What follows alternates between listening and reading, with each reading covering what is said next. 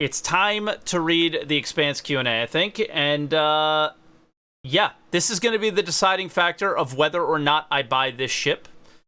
And I also heard some really interesting things that were written here. And I did watch the Montoya reaction to this on my own because I knew I wasn't going to do a react, and I like watching Montoya just personally. And I think he skipped over and glanced over something pretty wild. I was watching it in the background, and that's kind of my introduction to this, but I haven't read it myself yet. So here we go. The MISC Expanse Q&A. The first thing, the most important one, I think I'll make it a little bit larger for you guys. What are the benefits of using the refinery ship compared to station-based refinery? The most obvious benefit is that you have the refinery on site, meaning you won't have to take long trips to the station all the time. Another benefit is that the on-ship refining process is planned to take less time than in a station, since you will have full control of that process. You will also be unaffected by the refinery station's occupation level when it's being used by other players. Ultimately, we love players to come together to form industrial fleets with mining, refinery, salvage, and transportation ships protected by fighters and gunships. Yep, so this is the obvious thing. Yes, this was a concept ship. How long will refining take using the Expanse compared to station-based refinery? The aim is for it to be relatively fast, skill-based process. Okay. I think we all thought that was going to happen, so it's good to confirm that. You know the material that you want to refine, and you know how to properly process it. So you should be much faster than the big refineries. Also, you'll be refining much smaller quantities, globally speaking, per job than station-based refineries would. So you know how to properly process it is interesting, right? Because maybe they'll be doing some new stuff with that. Will the Expanse have safe storage for volatile? Or, for example, if I put raw quantanium into the Expanse, will the time to destruction halt? That's actually a really good question, but yeah, let's read the answer. No, the Expanse does not currently have safe material storage, so volatility will not be bypassed by storing it on board. However, it should halt when the refining process begins. That one's obvious because the Expanse is right next to the ship, so the time to travel, the quantanium now disappears, right? So if you also turn the timer off, that would be kind of messed up, right? Will there be a minigame for refining like we have for the other professions? If so, can you share any details? We don't call it a minigame, since the mechanic will be more complex than that. Okay. I'm sorry, but mining is a minigame.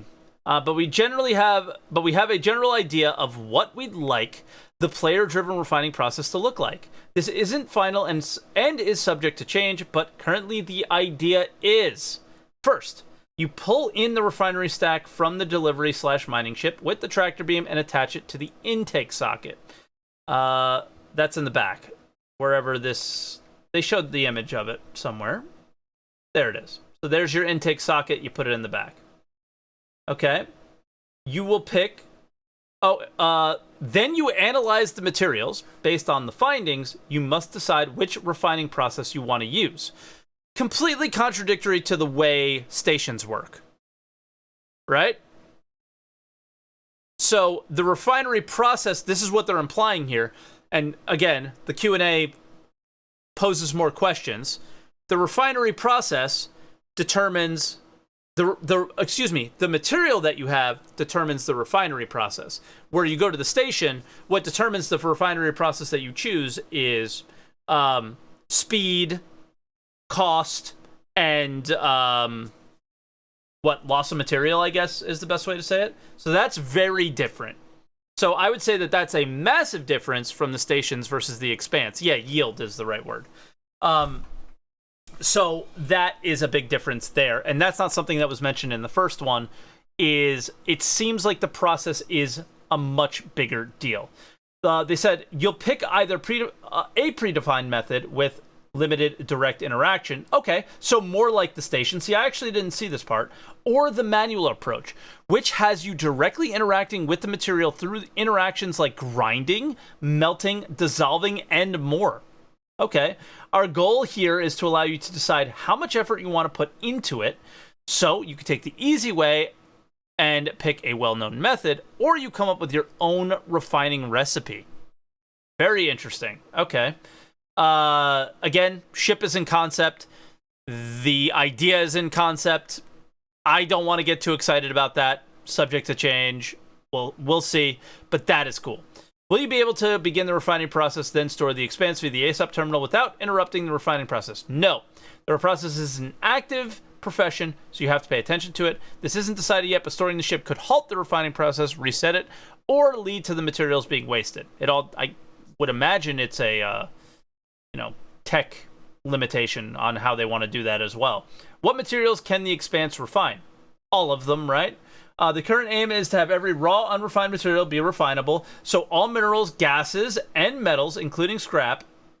Interesting. We also like it to refine gases into fuel? What? Okay. That's interesting. Now, my question here is, what gases are we mining in a prospector or a mole currently? So this is a very far out thing. That's kind of exciting and cool, but that is something that I imagine is a ways out, because currently you can buy the commodity gases, but they don't go in these containers. So a lot of cargo refactor stuff determining what's happening there. Yeah, but that's a big thing. So that's not exclusive to the Starfarer or the Odyssey, as we thought maybe it would have been. This refines everything. Dedicated refinery ship kind of makes sense. Is it compatible with the Argomol, Grey Cat Rock, and Drake Vulture? The Expanse is planned to be refined to refine the vast majority of output from the vehicles above, so it shouldn't matter where the unrefined material comes from as long as the setup of the refinery matches the material's refining equipment. As long as the setup of the refinery matches the material's refining requirement. Excuse me. Okay. So you're using the right process. However, we're still looking into FPS mining and the Grey Cat Rock, as the methods output gems that might need to go through a different process than refining.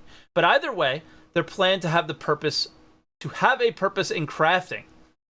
And this is the thing that Montoya just glazed over. Maybe because he assumed that it was going to be there, but up until recently, when Chris Roberts made the Valheim crafting comment, crafting was very much said to not exist in this game. Traditional MMO-like crafting was not going to be in this game, and then he mentioned it, and now it's being part of design. It's kind of cool.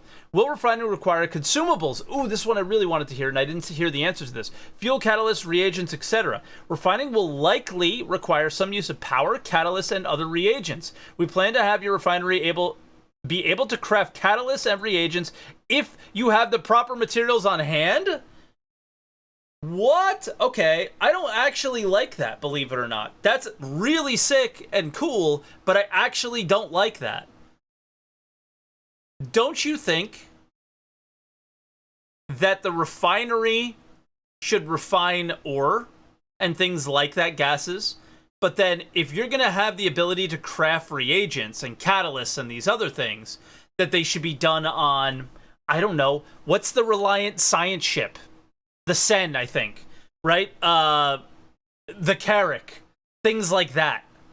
Like more of like the exploration type things, and give use to those ships. Because again, ships are very much like weapon types or armor types or tools in other MMOs. Your ship is your tool in a lot of ways, and I feel like almost it's too self-contained of a system to have the catalysts and reagents be crafted by the ship that uses them, right? But maybe I'm just crazy. I like the idea of needing other people very much in MMOs, and yeah, I would like that if you added that extra step on there. But if you keep adding extra steps, the game does get kind of tedious, and maybe that would be too tedious. Let me know what you guys think. But that's my initial thought there. Wow, mega cool, but Wait.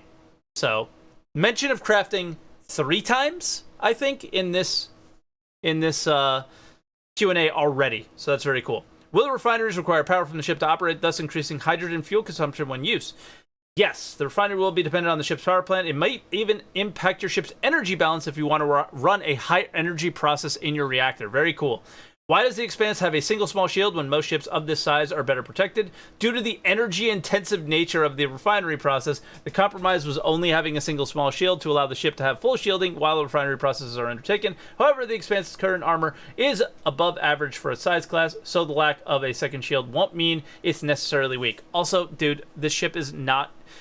you're not gonna like park this ship next to your mining ships. This thing is gonna be out there in the middle of nowhere. That's probably not a quantumable location, and you're just going to store it there. Like, come on.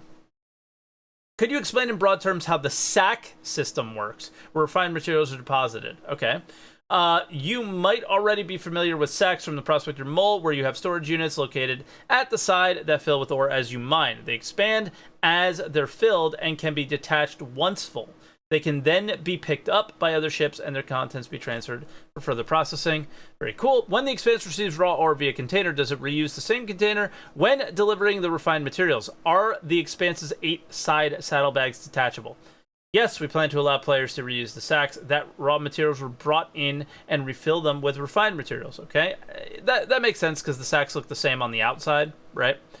The current process is described below. The Prospector delivers you a sack of unrefined material, which you successfully attach to your Expanse's intake socket, right? You can then either move the contents directly to your reactor or store it in one of the sacks on the side of the Expanse to be refined later. If you directly refine the material, you can move the material back to the original sack via the intake socket. However, you first have to rinse the sack to prevent refined materials from picking up impurities. Cool. You can also swap the sack at the intake socket for another one before refining is complete. Be careful though, the intake socket has a very weak connection and will not hold the sack in place during travel. The Expansive saddlebags are planned to be detachable, so other ships could potentially pick them up. Very cool. What's the total cargo capacity and needed to be refined material?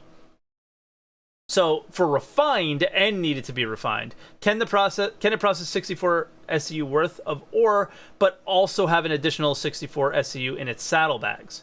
Like the Prospector and Mole, the Expanse utilizes the same folding sack design that allows a second set of pods to be stored on board in a compressed state. By default, there are 8 pods expanded giving 64 SCU of capacity, and 8 pods compressed above them, giving an additional 64 SCU of capacity once those pods are detached. So at any given time, you have 64 SCU, but like Prospector pods and all these others have worked, once you take the other ones off, new ones are actually already there.